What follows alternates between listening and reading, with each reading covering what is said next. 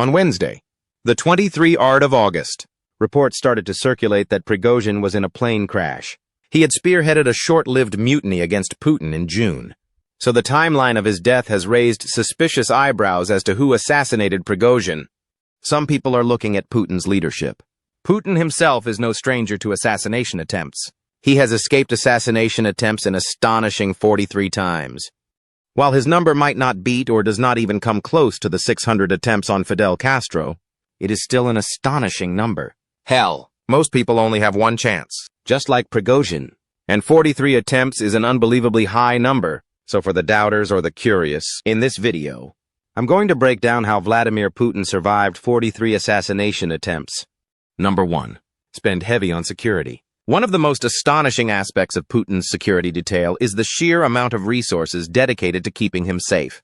The Federal Protective Service, the FSO, is at the heart of this operation. Reflecting years of expertise inherited from the Soviet-era KGB, this agency has evolved over time, absorbing various government bodies under its wings, leading to the consolidation of power that now grants them control over the allocation of Russia's financial resources. General Dmitry Koknev stands as the enigmatic figure at the helm of the FSO. The exact budget of the FSO remains shrouded in secrecy, but its influence is undeniable. Estimates suggest the agency commands a significant annual budget, potentially totaling $2.7 billion. This financial power is coupled with an extensive workforce comprised of at least 50,000 dedicated individuals. It's estimated that Putin's security budget is unlike any other in the world. And for good reason. With a staggering 43 documented assassination attempts, it's clear that there are countless threats to his life. As a result, the Federal Protective Service, or FSO, leaves no stone unturned when it comes to allocating funds for his security. From cutting-edge surveillance technology to a highly trained team of elite agents, no expense is spared.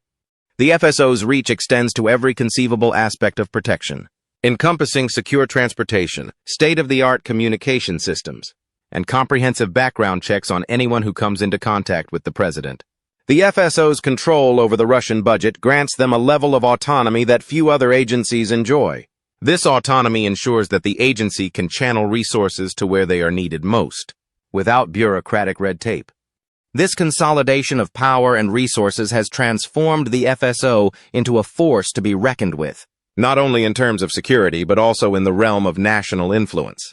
Indeed, Putin's background as a former KGB agent has likely contributed to his awareness of the potential threats that can arise from within his own circles. As a result, he strategically diversifies his security measures to minimize vulnerabilities.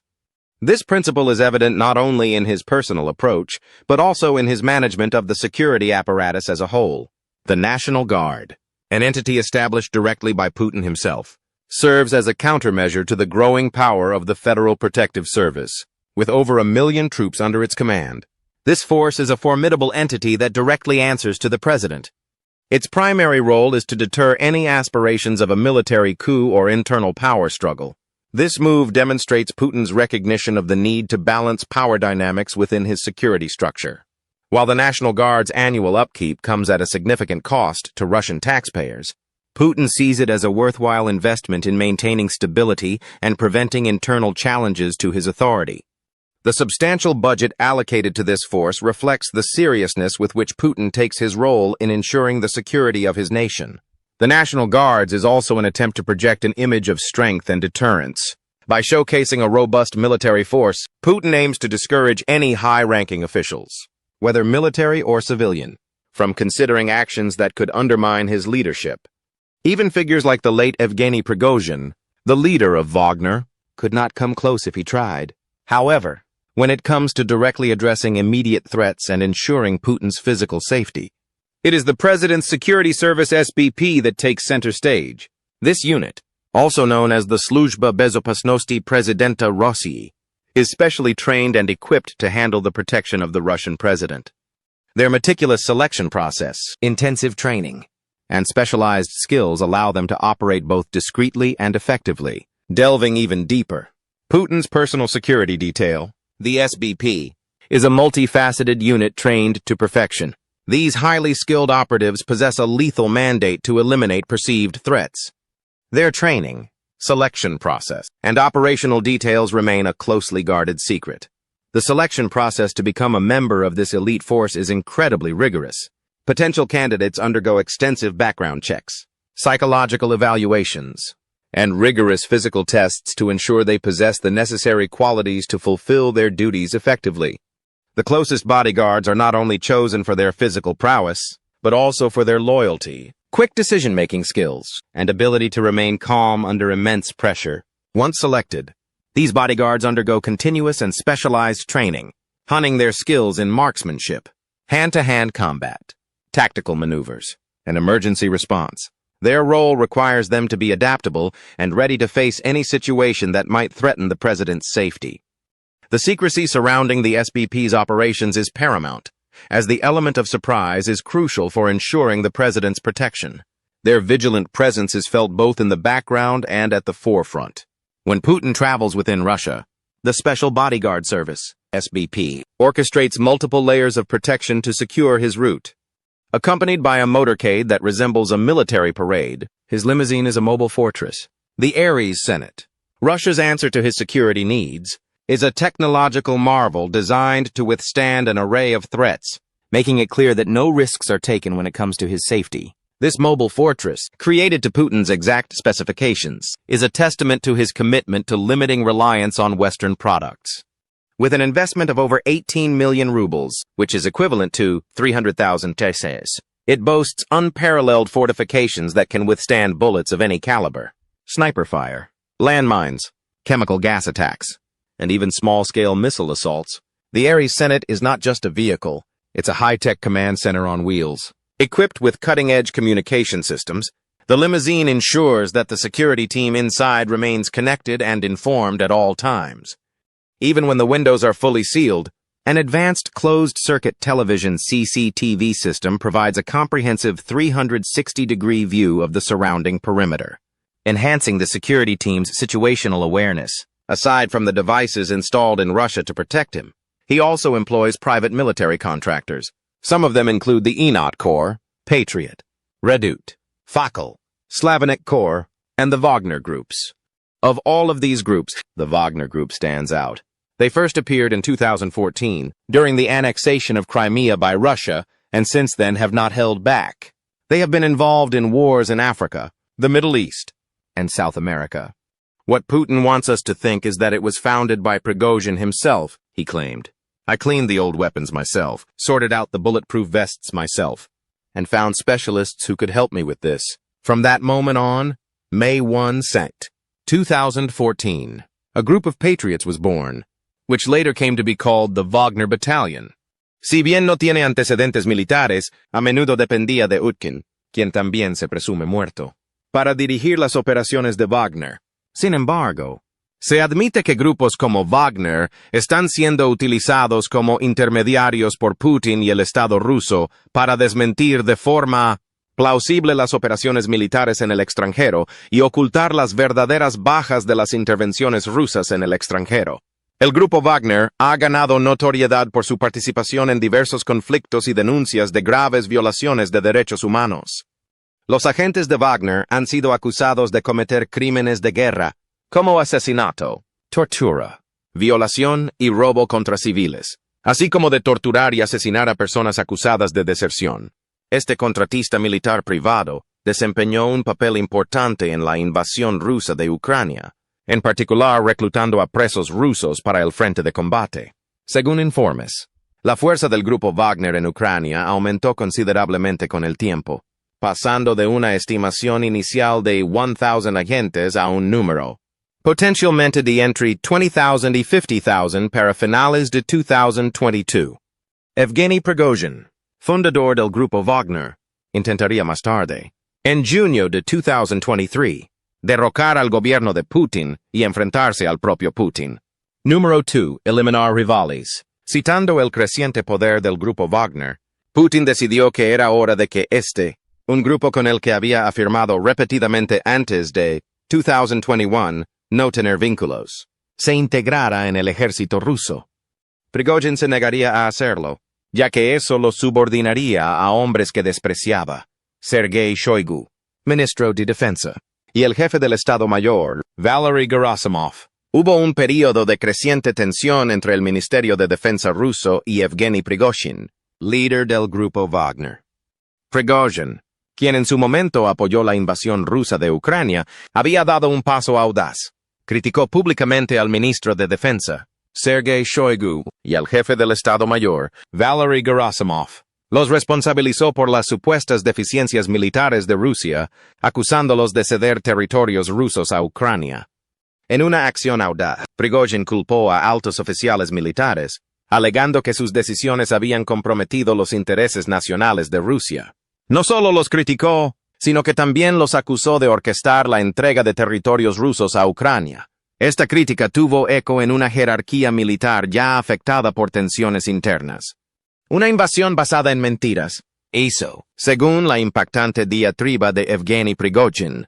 En medio de la creciente tensión, el grupo Wagner protagonizó una dramática rebelión.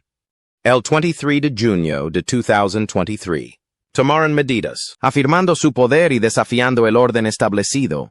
Prigozhin presentó la rebelión como una respuesta a un supuesto ataque del Ministerio de Defensa contra sus fuerzas. Exigió la entrega de Shoigu y Gerasimov, lo que reveló la profundidad de la lucha de poder. On June 24, 2023, Russian President Vladimir Putin addressed the nation in a televised speech. With gravity in his words, he denounced the actions of the Wagner Group as nothing short of treason.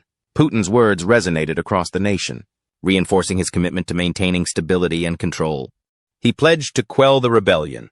Their plan initially was not to go into an all-out war in Moscow, but to capture the defense minister Shoigu and the general staff Gerasimov when they planned to visit the southern region of Russia that borders Ukraine. Even though the plan had a good chance to be successful, it was not set into motion as before they could take any actions they were discovered. This made Prigozhin set into motion a plan B. This time he was going to march to Moscow to see Putin himself. Prigozhin likely informed senior military officials about his plan. Russian National Guard commander Viktor Zolotov stated that authorities knew of the planned rebellion between June 22 and June 25. According to Medusa, conveying anonymous accounts, said that there is the possibility that the security services didn't have the nerve to tell the president that something's up with Prigozhin because if they reported the problem, decisions would have to be made. And how would you make that decision? Then Wagner refused to integrate themselves into the regular military. There was some bad foreboding spread in the air that something was about to happen. But when they discussed it in the meeting, they decided to call a bluff on his coup cries, citing that they saw him as a daring opportunist who doesn't play by the rules. When it came to the risk of an armed insurrection, they thought it was nil. As tensions escalated and the Russian military complacent, Prigozhin's forces made their move.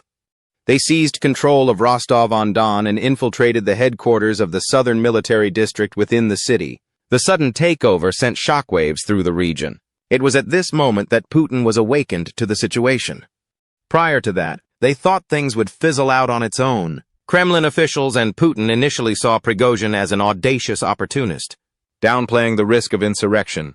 Their belief that Prigozhin's announcement was a bluff changed once Wagner captured Rostov-on-Don. Lukashenko, the president of Belarus, indicated that both he and Putin underestimated the situation, thinking it would naturally fade. In a remarkable show of force, an armored column of Wagner troops set its sights on the heart of Russia, Moscow. With determination in their ranks, these rebels armed with mobile anti-aircraft systems advanced through Voronezh Oblast, undeterred by the Russian military's air attacks. The column's progress defied expectations, even as the skies rained fire. The Russian military concentrated their ground defenses along the path towards Moscow, anticipating Wagner's approach. The scene was set for a potential clash of titanic proportions, but destiny had different plans. Moscow's mayor, backed by Putin, declared a counter-terrorism operations regime in the city, increasing security presence and contemplating a curfew. Putin started to gather armored vehicles and security forces around Moscow. Flights out of Moscow sold out as people sought to escape, and Putin's airplane took off from Moscow, though he wasn't on board. Putin then imposed travel restrictions in nearby Kaluga Oblast. He instructed the FSB to raid Wagner's headquarters in St. Petersburg, where they allegedly found cash, handguns, gold bars, and more. Prigozhin claimed the cash was for salaries and global operations. Prigozhin's media holding offices were also raided. Russian journalist Olga Romanova accused the FSB and Putin of threatening Wagner recruits' families. The Daily Telegraph reported similar threats by Russian intelligence during Wagner's advance on Moscow. On June 24, 2023, Prigozhin reportedly attempted to contact Putin, but Putin would not even talk to him or see him, knowing that he was too protected for the Wagner group to touch him. He was very confident of his protection, but eventually negotiations were led by Vino, Patrushev, and Gryzlov, as Prigozhin insisted on high-ranking officials' involvement. Since Putin was angry at Prigozhin and refused to even speak to him, Lukashenko, the president of Belarus, stepped in as a mediator upon Putin's request. Lukashenko, the president of Belarus, and Prigozhin brokered an agreement where Wagner forces would halt and return in exchange for safety. The president of Belarus had this to say about the event. "I said Zhenya, the diminutive for Yevgeny. No one will give you either Shoigu or Gerasimov, especially in this situation. You know Putin as well as I do. Secondly, he will not only not meet with you, he will not talk to you on the phone due to this situation." Prigozhin was silent at first, but then burst out. "But we want justice. They want to strangle us." "We'll go to Moscow," I said. "Halfway there, you'll just be crushed like a bug." Soon enough, Prigozhin announced in an audio statement that he had accepted the deal to prevent any bloodshed. He said they wanted to disband the Wagner military company. We embarked on a march of justice on June 23. In 24 hours, we got to within 200 kilometers of Moscow. In this time, we did not spill a single drop of our fighters' blood. Now the moment has come when blood could be spilled, understanding responsibility for the chance that Russian blood will be spilled on one side. We are turning our columns around and going back to field camps as planned. On June 24, around 11 p.m., Wagner Group began withdrawing from Rostov-on-Don. Residents cheered their departure, and Prigozhin was even greeted by some. Prigozhin's response to the outcome was lighthearted. On June 25, Wagner forces also withdrew from Voronezh and reportedly returned to eastern Ukraine. Kremlin spokesperson Peskov stated charges against Prigozhin would be dropped. He'd go to Belarus, and Wagner fighters wouldn't face prosecution. Those not involved in the rebellion could sign with the Ministry of Defense, and Wagner's deployment would revert. Putin's office thanked Lukashenko for his role in ending the rebellion. On July 4, even the 10 billion rubles in cash seized by Putin was returned to Prigozhin, with no details on the seized gold and powder earlier seized from his office in Petersburg. But everyone else knows this is not how these things work. You do not just declare a coup or mutiny and say, "Oops, sorry. May I go back now?" No, that is not how it works, which makes a lot of people suspicious about Putin's decision to let Prigozhin go. And for a while it seemed that was exactly what Putin was trying to do. And even Prigozhin could not be that naive. But then on the 23rd of August, 2023, Prigozhin boarded a plane on his way to God knows where from God knows where. Putin himself reportedly last saw him in Russia, and they had both planned to go to Africa. As far as I'm aware, he only yesterday returned from Africa. He met certain official persons there, halfway between Moscow and Petersburg. Prigozhin's plane was seen plummeting to the ground with a trail of smoke, and the rest is history. People are not even sure if he was on the plane, but the records of people on the plane show Yevgeny Prigozhin as a passenger.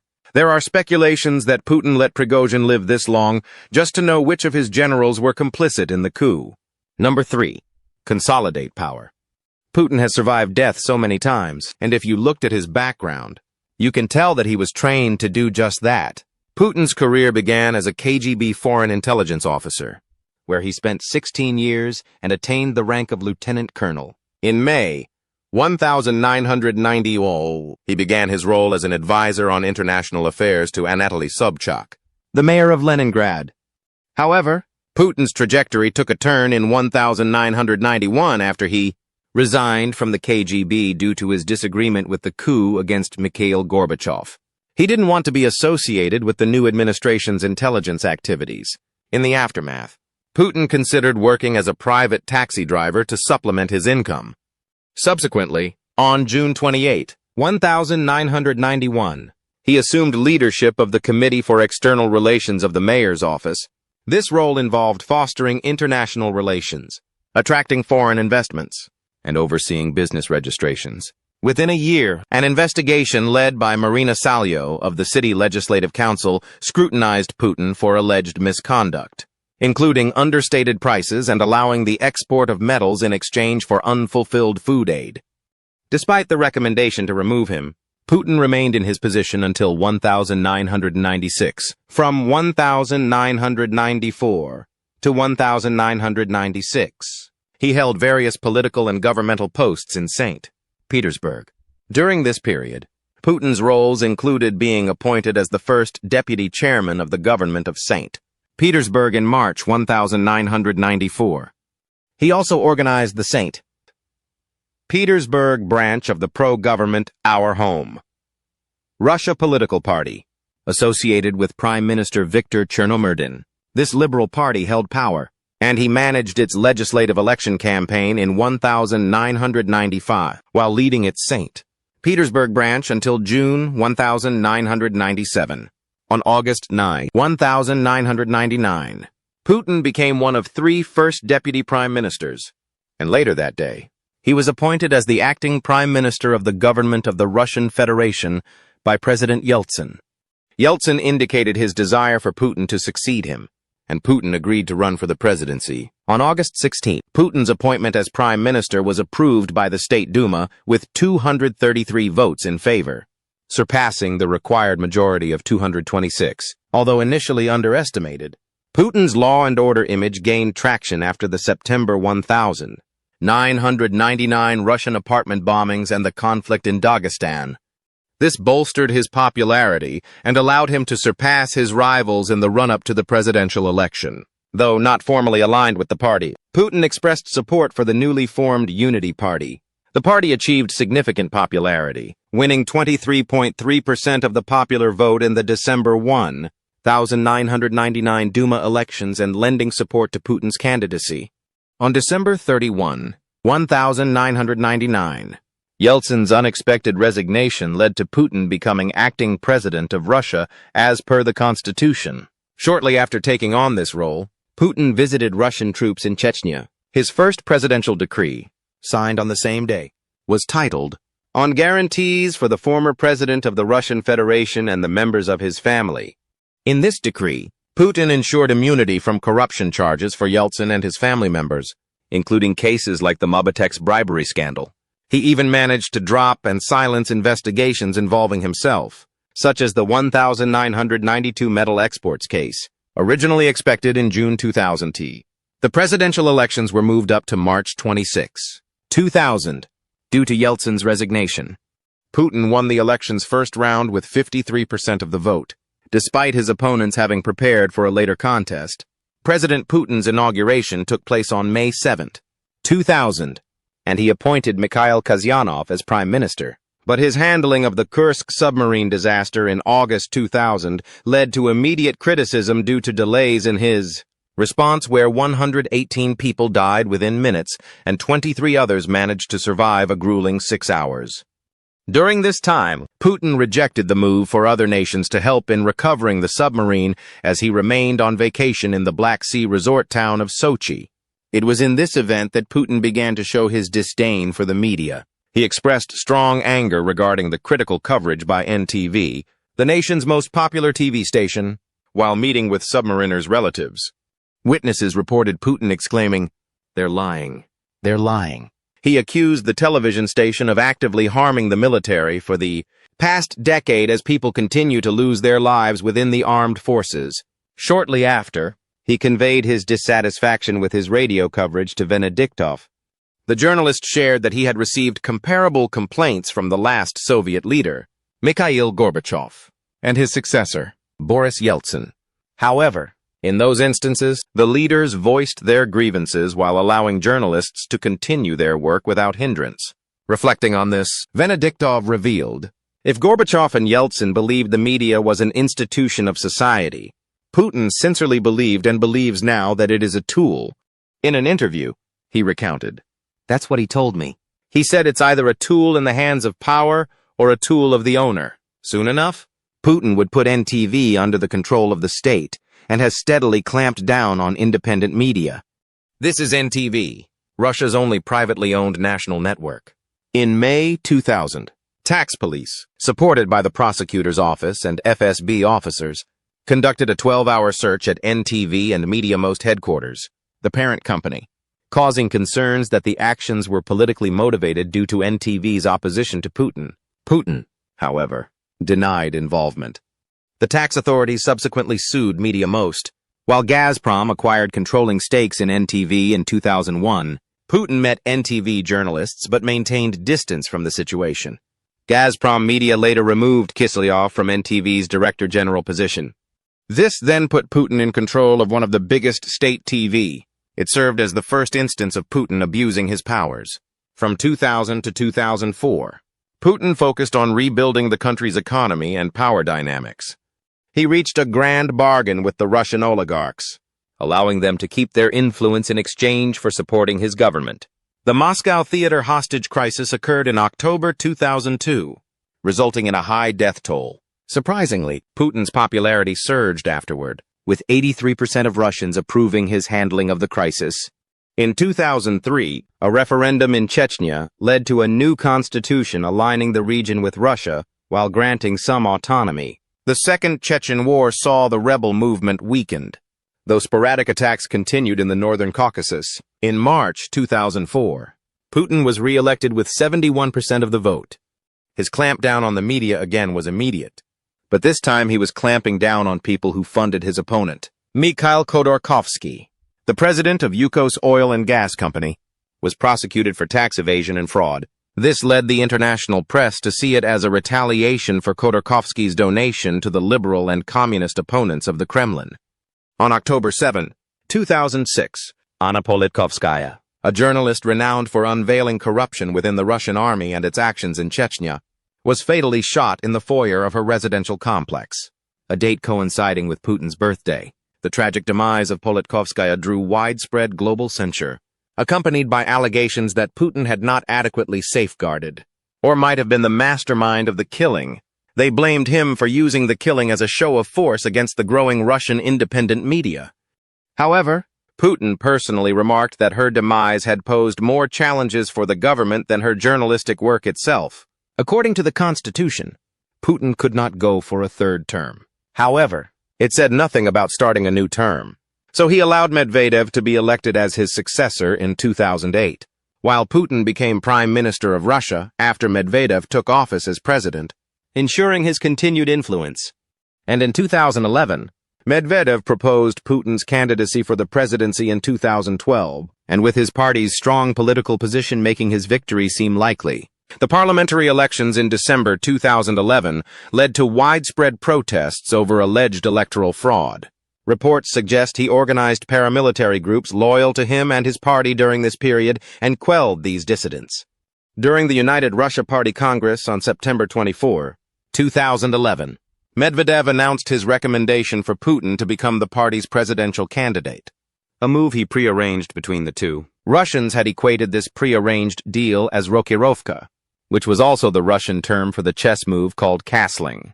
Putin's victory in the 2012 Russian presidential election was marred by accusations of vote rigging, leading to anti-Putin protests, including the notorious Pussy Riot performance and subsequent trial. Pero asumió el cargo el 7 de mayo de 2012. Emitió una serie de decretos presidenciales, conocidos como los decretos de mayo, que definían los objetivos para la economía rusa y otras áreas políticas. Fue durante esta época que comenzó a aplicar una legislación más estricta contra la comunidad LGBT e incluso impulsó las controvertidas leyes rusas contra la propaganda gay introducidas en 2012 y 2013.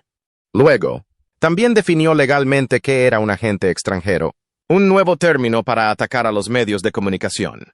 Este término se refería a organizaciones no gubernamentales con actividades políticas, así como a personas o medios de comunicación que recibían financiación extranjera.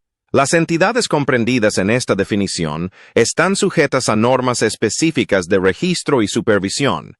El Ministerio de Justicia ruso tiene la autoridad para incluir a estas organizaciones en la lista de agentes extranjeros.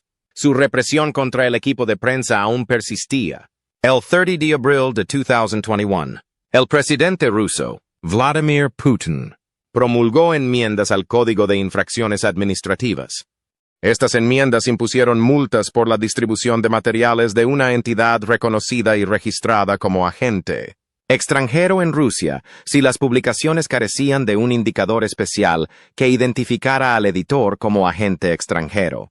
Estas restricciones se aplican a los materiales difundidos en línea o a través de redes sociales. Esto implicaba que existía un registro de medios de comunicación independientes extranjeros.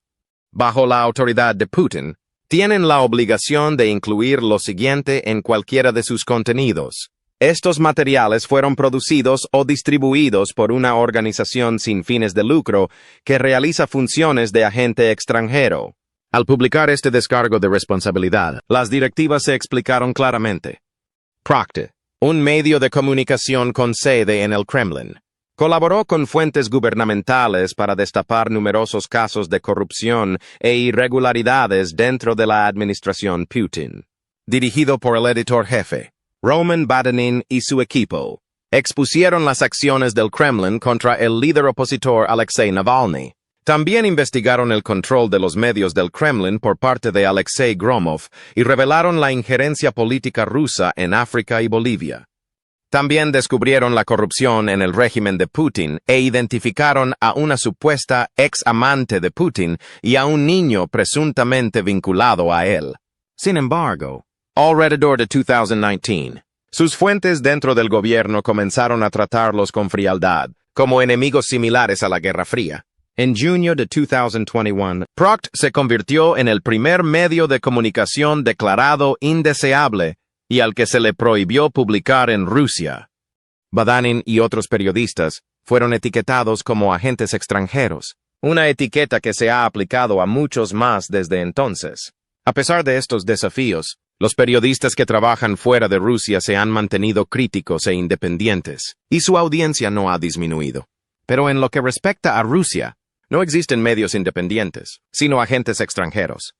Para Putin y sus partidarios, la única fuente de noticias aceptable es Rusia TV. Qui, según sus críticos, es solo un medio de propaganda que difunde historias a favor del Estado, que es el juego de Putin desde el principio. Eso es lo que tenemos para este video. Si te gustó, haz clic en las tarjetas en tu pantalla para ver más.